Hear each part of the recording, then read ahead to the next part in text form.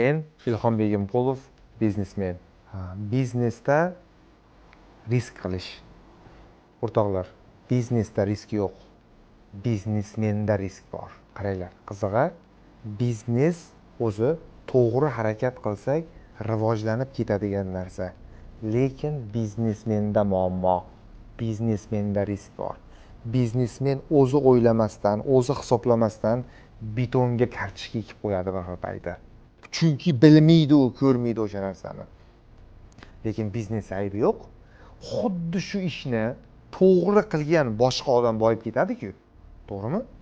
Demak, biznesmenning o'zi riskovenli.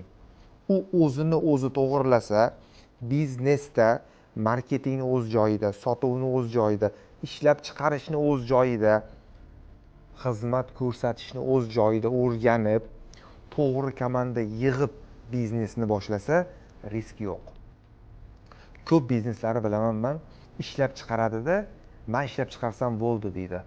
Ki oxirida ish o'xshamay qolgandan keyin, ha endi-de riskda endi deydi. Kechirib qo'yasiz. Hamma narsani to'g'ri qiling, risk yo'q. Bittasi aytadi-ku, biznesda emas muammo, muammo biznesmenda. Ya'ni yana bitta gap bor, zo'r gap borda, qaranglar.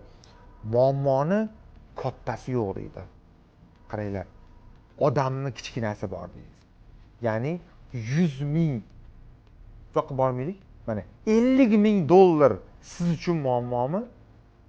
Demak, gap 50 ming dollarda emas. Kimdir uchun 50 mingni bundoq hal qiladi. Bundoq hal qiladi. Tushunyapsiz? Demak, gap muammoda emas, gap biznesmenda. Biznesmen o'zini bilimini oshirgan sari, haqiqiy biznesni o'rgangan sari risk yo'qoladi. Men uchun hozir narigi xonada qorong'i xonaga chiqish risk. Chunki qorong'idan ko'rmayapman yoki bilmayman yo'lni. Agar o'sha yerda svetni yoqolsam, o'sha yerda yurishni o'rgansam, men uchun risk yo'q. Kim men shunda? Shundiga biznes haqida yana ham ko'p ma'lumotlar sahifamda. Yaxshi ko'ramasizlar?